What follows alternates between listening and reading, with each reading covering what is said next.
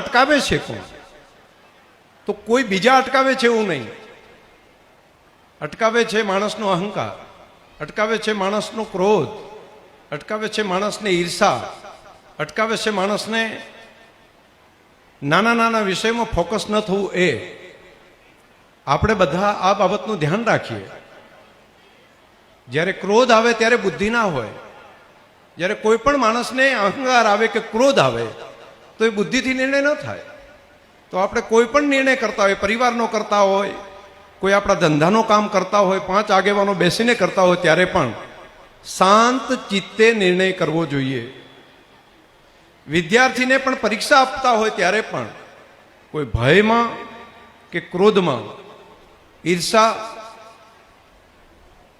એના સિવાય જો તમે નિર્ણય કરશો તો એ નિર્ણય તમારો ઘણો બધો સાચો પડશે. ક્રોધમાં કરેલો નિર્ણય, કામ વાસનામાં કરેલો નિર્ણય, લોભમાં કરેલો નિર્ણય કે ભયમાં કરેલો નિર્ણય એ મોટા ભાગે ખોટો પડતો હોય છે. તો તમે જ્યારે પણ કંઈ પણ નિર્ણય કરવા જાઓ ત્યારે આ બાબતનું ખાસ ધ્યાન રાખજો. તમે બધા, ખાસ કરીને યુવાન દીકરા દીકરીઓને કહું છું, તમે વાંચન કરતા હોય, પ્રગતિની દિશા પકડે ત્યારે શાંત ચિત્ત જ્યારે હોય એ વખતે કોઈ પણ સારા કામનો તમારે નિર્ણય કરવો હોય તો તમે એવો સમયે નિર્ણય કરવાનો. અને જ્યારે ક્રોધ આવે ત્યારે સૌથી પહેલું કામ એ કરવાનું કે બોલવાનું બંધ કરવાનું. જ્યારે આપણને લાગે ક્રોધ આવે એટલે તો ખબર પડે ને, ઘણા નથી કહેતા મારા ઉપર તો રીહ ચડી જાય.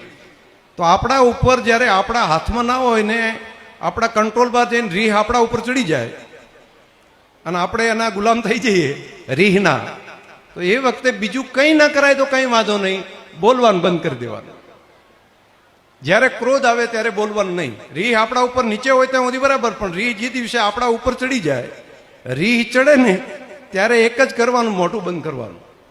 આટલું કરો તો પણ તમારા કુટુંબમાં, પરિવારમાં ઘણી બધી સમસ્યાનો ઉકેલ આવી જાય. દેરાણી જેઠાણી હોય, ભાઈ ભાઈ હોય, પરિવાર હોય, કુટુંબ હોય, બધી જગ્યાએ આટલું ખાલી યાદ રાખો તો પણ તમારા ઘણા બધા પ્રશ્નો ઓટોમેટિક પતી જશે. એ ટાઈમે કંઈ નહીં કરવાનું, મૌન રહેવાનું. ઘણા તો જ્યારે રીહ બરાબર ઉપર આવે ને એટલે રીહ એને બોલવરાવે, એ ના બોલતો હોય, રીહ બોલવરાવે અને માથે ચડી ગયો એટલે તમારા મગજ ઉપર કબજો એનો હોય અને એનો કબજો ઉપર હોય એટલે તમે શું કરી શકો? તમે તો એના ગુલામ થઈ ગયા હોય. કોના? રીહના, ક્રોધના. તો આપણે ક્રોધના ગુલામ નહીં થવાનું, આપણે સ્વતંત્ર રહેવાનું. ઈશ્વરે બધાને ચિત્ત આપ્યું છે, બુદ્ધિ આપી છે, મન આપ્યું છે. ત્રીજી બાબત, જીવનમાં જેટલું થાય એટલા સત્કાર્યો માટેનો વિચાર કરો. એવા લોકોની સાથે મળવાનું રાખો કે જે આપણને સાચો રસ્તો બતાવે. એવા સારા પુસ્તક હોય તો એને વાંચો, એવા સારા મિત્રો હોય તો વાંચો, એમની સાથે બેસો.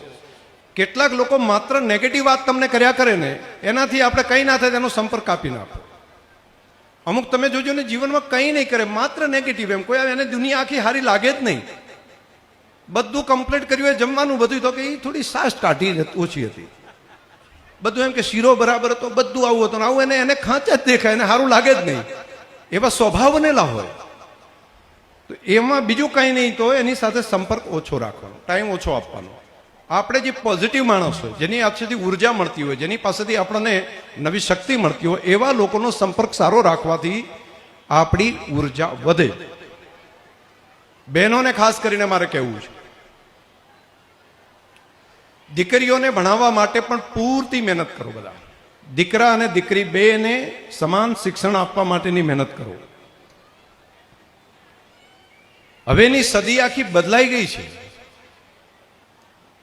અને બીજી બાબત, માતાઓને ખાસ કરીને વિનંતી મારી હતી કે તમારા સંતાનોના હાથમાં, ખાસ કરીને 16 વર્ષથી નાની ઉંમરના બાળકો હોય, એને મોબાઈલથી બને એટલું દૂર રાખવાનો પ્રયત્ન કરો. કેમ કે એના મગજ ઉપર કબજો મોબાઈલ લઈ લેશે તો માનો કબજો નહીં રહે, બાપનો નહીં રહે, મિત્રનો નહીં રહે, ભાઈનો નહીં રહે. અને એ એક એવી ઇન્ટેલિજન્સ છે કે ગમે એવા માણસનું મગજ બગાડી નાખે. તો નાના બાળકને તો એકદમ પકડી લેશે.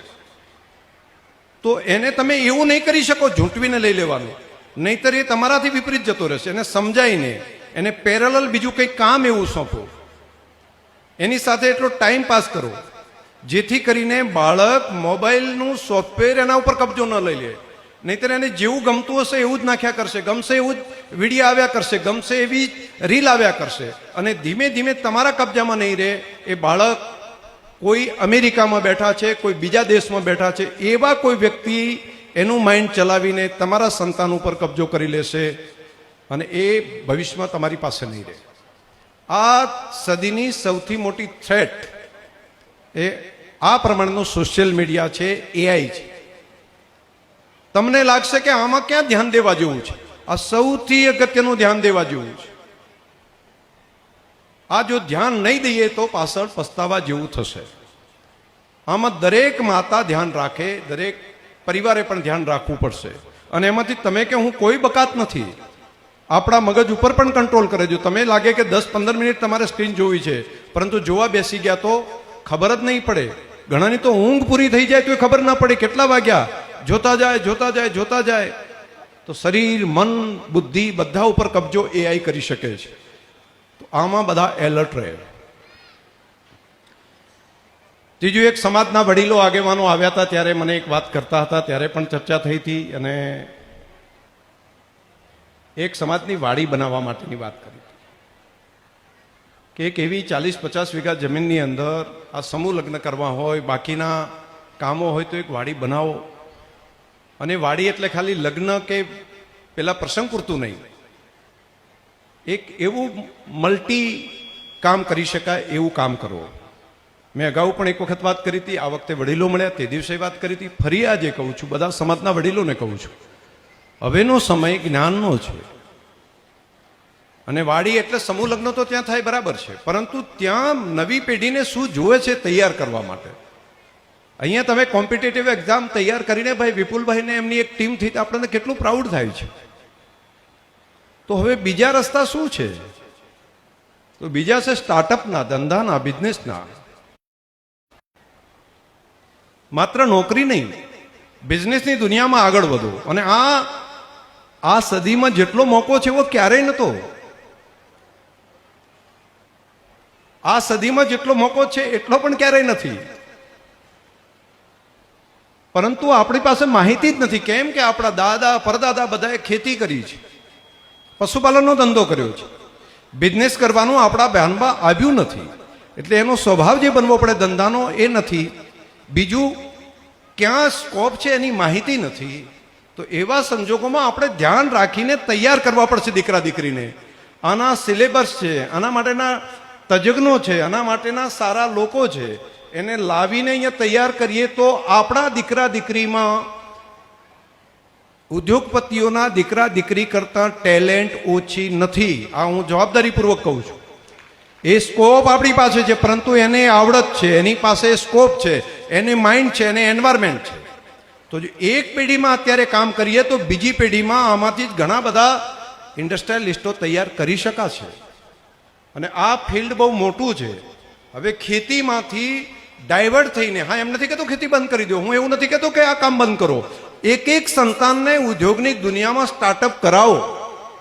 અને આ સ્ટાર્ટઅપ માટેનો આવો સ્કોપ આજથી 100 વર્ષના સમયગાળામાં ક્યારેય નહોતો, એવો આ દશકમાં છે. એવી પોલિસીઓ ગવર્મેન્ટ બનાવી રહી છે, એવા વર્લ્ડના માર્કેટ તૈયાર થઈ રહ્યા છે, એવી ખરીદ શક્તિ લોકોની વધી રહી છે. અને એ સંજોગોની અંદર સૌથી સારું કામ ખેતીના ધંધા સાથે જોડાયેલા પરિવારો છે એના દીકરા દીકરી કરી શકે, પરંતુ એને કરવા માટેનું યોગ્ય એન્વાયરમેન્ટ આપવું પડે. વધારે નહીં તો એક ટાર્ગેટ કરો કે આવા કોણ દીકરા દીકરી છે જેને પોતે ઉદ્યોગપતિ થવું છે, આ સપનું જુએ છે. એને મહેનત કરો, મદદ કરો, એને ગાઈડ કરો. હું તમારી સાથે રહીશ. હું ખાલી આ સલાહ આપીને પૂરો નહીં કરું, હું તમારી સંપૂર્ણ સાથે. એમાં દુનિયાના સારા સારા લોકોને લાવીશું, આપણે એને તૈયાર કરશું. લાંબા સમયનું કામ છે. આ દશકમાં કામ કરવું પડશે, 10 વર્ષ સુધી સતત. અને આજે નાનકડું કામ મોટું દેખાશે. મેં થોડા દિવસ પહેલા પણ કહ્યું હતું કે એક પાટણના, આજથી 40-50 વર્ષ પહેલા પાટણ તાલુકાના એક ગામનો એક ખેડૂતનો દીકરો સાયકલ લઈને નક્કી કરે છે કે મારે ધંધો કરવો છે, મારે ખેતી નથી કરવી, હું કામ કરીશ. અહીંયા પાટણ આપણા જિલ્લાની જ વાત કરું છું. કંઈ નહોતું તો શું કરવું? ત્યારે નાણાવટી સાબુ ને એવા સાબુ હતા. ત્યારે કીધું કે સાબુને બદલે હું કંઈક એવું ના બનાવું કે એને ઘસવાની જરૂર ના પડે. તેણે ભૂકલી બનાવી. ભૂકલી કહેતા ત્યારે. પાવડર, અને સાબુની જગ્યાએ એને પાવડર બનાવ્યો કે ધોવા માટે ઘસવું ના પડે, અને એનું નામ છે નિરમા. સાયકલથી શરૂઆત કરી. સાયકલ લઈને ગામમાં ગૃહિણીઓ પાસે જાય ને કે તમે એક વખત જુઓ તો ખરી, તમે એક વખત જુઓ તો ખરી, આનાથી તો લુગડો ધુઓ. દુનિયા બદલાઈ ગઈ. ત્યારે તો ટીનોપા ને આ ટાઈપના આવતા હતા બધા. તો એની વચ્ચે એક આવડી મોટી નિરમા કંપની બની શકી માત્ર 1-1.5 પેઢીમાં. આવા ઘણા સ્કોપ છે, આવા ખૂબ કરી શકાય એવા છે. તો આ કામમાં સમાજની જે એક વાડી બને, ત્યાં મોટા હોલ હોય, ત્યાં લગ્નની વ્યવસ્થાઓ પણ થતી હોય, ત્યાં આવા સેમિનાર થાય, એજ્યુકેશનમાં આગળ વધવા માટેની વ્યવસ્થા હોય, કોમ્પિટેટિવ એક્ઝામની વાત હોય, અને વર્લ્ડના સીઓ બનવા માટેની કોમ્પિટિશનમાં આપણે કેમ આગળ ન વધી શકીએ? ચેરમેન સાહેબ, પગારની દુનિયામાં જોઈએ તો આપણને લાગે કે આપણા ચીફ સેક્રેટરીનો પગાર કેવો હોય. ગુજરાતનો રાજ્યના સૌથી વડા હોય એનો પગાર કેટલો? તો 45 લાખથી 50 લાખ રૂપિયા રાજ્યના ચીફ સેક્રેટરીનો પગાર, જે આખા રાજ્યનો વહીવટ કરે છે. પરંતુ નાની નાની કંપનીઓની અંદર પણ કરોડ રૂપિયાનો પગાર છે. અને વર્લ્ડની અંદર તો એવા સીઓ છે કે જેનો હજાર કરોડ રૂપિયા એક વર્ષનો પગાર છે. 1000 કરોડ રૂપિયા હું કહું છું. આ દુનિયામાં એ લોકો તમારા દીકરા દીકરીથી બહુ હોશિયાર છે એવું નથી. માત્ર એને યોગ્ય પ્લેટફોર્મ મળ્યું છે, એ યોગ્ય એન્વાયરમેન્ટ બન્યું છે. સપના માટેનું શરૂઆત કોઈ જગ્યાએ બીજ વાવવાથી થતી હોય છે. બીજનું વાવેતર કરો, યોગ્ય વરસાદ પડે અને એ ઝાડને છોડને ઉછેરવાની વ્યવસ્થા કરો, થઈ શકશે. આ કામ સમાજે કરવું પડે. અને સમાજ જો અહીંથી આ શરૂઆત કરતા હોય તો હું પડખે સંપૂર્ણ ઊભો રહીશ. આ વ્યવસ્થા તમે કરો અને તમે ઘણું કરી શકશો. આ બદલાવ કરી શકાય. હું બીજે એટલા માટે કહેવાની જગ્યાએ અહીંયા વધારે એટલા માટે કહું છું, તમે સાતત્યપૂર્ણ રીતે આ પાઘડી પહેરેલા આપણા વડીલો, જેને લોકો એમ કહેતા હતા કે ઓછું ભણેલા છે, એમણે 25 વર્ષ પહેલા સમૂહ લગ્નનો વિચાર કરીને જો આ દિશા સુધી પહોંચ્યા, તો આના કરતા સહેલું કામ છે આ. આમાંથી તમે 1000 ઉદ્યોગપતિઓ અહીંથી બનાવશો તો આખા સમાજ બદલાઈ જશે, આખો વિસ્તાર બદલાઈ જશે, આખા વિસ્તારના તમામ જ્ઞાતિજનોને ફાયદો થશે આનો. અહીંથી તૈયાર થશું તો આ કામમાં આપણે પહેલ કરવી પડે, આ કામમાં આપણે મહેનત કરવી પડે. અને હું માનું છું કે આના માટે વર્ષો ન જોશો, આ વર્ષથી શરૂઆત કરો. આ વર્ષથી શરૂઆત કરો. તમારી પાસે 40-50 વીઘા જમીન જોઈએ, ત્યાં આવું ટ્રેનિંગ ઇન્સ્ટિટ્યૂટ થાય. ત્યાં આજુ અને એકલું જ નહીં રાખવાનું, ખાલી વઢિયાર પરગણું જ કરે, ખાલી આવું કરે ને બધા પરગણા ચારુ બાજુના બધા કરે, જતોડા પરગણા કરે, વાગડે કરે, અહીં કાંકરેજે કરે, અહીંથી પાટણવાળા બધાની મદદ, બધાનું પોતાનું છે.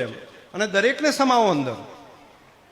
ત્યાંથી સારસતે આવે, થરાદરી આવે, અહીંથી કરીને તમને દિયોદર તાલુકો પણ આવે, બધા આવે. ત્યાંથી પાલનપુરથી અહીં ટ્રેનિંગ માટે આવે તો આપવાની, એમને બધાને મદદ કરવાની. અને ધીમે ધીમે વિશાળ સ્વરૂપ આનું બનાવી શકાશે. મારી તમને પ્રાર્થના છે કે આ કામમાં તમે પહેલ કરો. કરવા જેવું લાગે છે તમને બધાને કે આ કામ કરવું છે? બધાને વડીલોને પહેલા સ્ટેજ ઉપર પૂછીને પછી બીજાને કહું તો આ કામને આગળ વધારો. બધા તમને લાગે છે કે આ કરવા જેવું છે?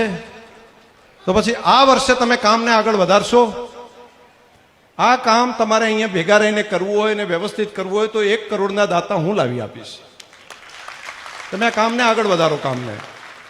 અને બનાવો લગ્ન માટેની વ્યવસ્થા. ત્યાં એક મહેલ જેવું સરસ મજાનું બનાવો ને, એમ લાગે કોઈને લગ્ન કરવો હોય તો એમને એમ થાય કે ભાઈ વિવાહ કરવા છે તો ત્યાં સમાજના આંગણે ત્યાં પ્રમાણે કરીએ. 50 વીઘા જમીનમાં હોય, અહીંયા સમાજની સંસ્થામાં થાય છે તો આવી વ્યવસ્થા હોય.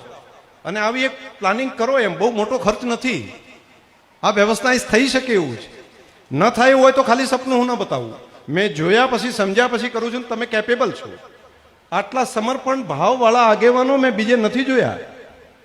આ નાની ઘટના નથી. 3 પેઢીથી હું જોઈ રહ્યો છું, કામ કરે છે બધા. અને કોઈ સ્વાર્થ વગર. ટીએડીએ નથી લેતા, ગાડી સંસ્થાની નથી વાપરતા. અને દર 2 વર્ષે બદલાય છે. અને છતાંય જે કામ કરે છે બધાને યોગદાન આપે છે બધા. તો આવી વ્યવસ્થા બનેલી હોય તો આમાં સફળતા મળવાની પૂરી શક્યતા હું જોઈ રહ્યો છું. એક આપણું સેન્ટર બની રહ્યું છે ગાંધીનગરમાં. એનાથી પછી આગળ કંઈ જવું હશે તો ત્યાં અર્બુદા ધામ ત્યાં બની રહ્યું છે આપણું ગાંધીનગરમાં. એમની પણ મદદ લઈશું, બધાને સાથે જોડશું. પરંતુ એક કામ અહીંયા શરૂઆત કરી શકાય એવું મને દેખાય છે. અને આ વર્ષે જ મને લાગે છે કે આગેવાનો બધા બેસીને આ કામને આગળ વધારો. હજુ આમાં ઘણું છે, હું બધું નથી કહેતો તમને. અનેક સ્કોપ છે, અનેક સ્કોપ છે. યાદ કરશે આવનારી પેઢીઓ. એટલા માટે પણ આ કામને આગળ વધારો. લગ્ન માટે પણ 3 કે 4 દિવસ જ નક્કી કરો ને. સમૂહ લગ્નમાં બધા ના આવે તો આવું ના થઈ શકે. 2, 3, 4 એવા દિવસો નક્કી કરી નાખો કે આ દિવસોમાં જ લગ્ન બધાના થાય, તો અહીંથી અડમાલો ઉપડ્યો આના ઘરે, નાનો ઉપડ્યો તો આના ઘરે, એની જગ્યાએ હોના ઘરે ના થાય લગ્ન. લગ્નના ખર્ચામાં પણ શિક્ષણમાં જે ખર્ચ કરવો એના 10મા ભાગનો ખર્ચો લગ્નમાં કરાય. આપણે ઉલટું કરીએ છીએ. શિક્ષણમાં 1 કરોડ રૂપિયા નહીં ખર્ચવાના, પરંતુ લગ્નમાં 10 લાખ રૂપિયા, 1 કરોડ ખર્ચે શિક્ષણમાં તો 10 લાખનો ખર્ચો તમારે લગ્નમાં કરાય. પરંતુ આપણે શિક્ષણમાં કરોડ નહીં ખર્ચવાના, પણ લગ્નની અંદર 10 લાખ ખર્ચી નાખવાના. એમાં તો 2 લાખ ખર્ચવા હોય તો એમ કે આ છોડિયાના ખર્ચા, છોડિયાને ક્યાં ભણાવી એમ કે છે બધા. તો એવું ના હોય. લગ્નના 10મો ભાગ, શિક્ષણનો 10મો ભાગ લગ્નમાં ખર્ચો કરાય. મારી સાથે એક દીકરો છે ભાઈ, ત્યાં ભણેલો છે ખૂબ, અને ત્યાંના જે સમૃદ્ધ જે સમાજ કહેવાય એમાંથી છે, અમદાવાદની આજુબાજુ. એના માપતા અને બાપા બંને સીએ છે અને સુપ્રીમ કોર્ટમાં એડવોકેટ છે. હમણાં એને લગ્ન કરે. બંને જણા નોકરી કરે છે. બંનેનો પગાર લાખ ઉપરનો હશે, 1,00,000-2 લાખનો હશે. એને પૂછ્યું તારો ભણવાની અંદર એના મા બાપે 50 લાખ રૂપિયાનો ખર્ચો કર્યો હશે, એકને, એનાથી કદાચ વધારે થયો હશે. હમણાં લગ્ન કર્યા તો મેં કીધું તારો ખર્ચ કેટલો થયો? મને કે સાહેબ 2.5 લાખ રૂપિયા. 2 જણે 2.5 લાખની અંદર બધા લગ્ન પૂરા કર્યા. અને એ લોકો ઉદ્યોગપતિઓ છે, એ લોકો રૂલ કરે છે. બધા આવું જે કામ કરે ને એવા લોકો આગળ વધે. આપણે વગર કારણ એને પાછા હવે તો સામૂહિક નિમંત્રણ આલે છે. સત્યનારાયણ ભગવાનની કથા હોય ને જે પ્રમાણે નિમંત્રણ આપે ને એટલી પત્રિકાઓ મોકલી આપે છે બધાને. એ હાગમટે આને મેલો, નાને મેલો, કોણ આવ્યું એ ખબર નહીં. ઘણી વખત તો જો એક આચિયા ભાઈ આયા, તો લગ્નમાં તો તમારા જે સ્નેહીઓ એને જ બોલાવો ને, યાદી, તમે જેનો પ્રેમ લાગણી હોય એવા 200 જણા 500 જણા રાખો. 200 બહુ થઈ ગયા.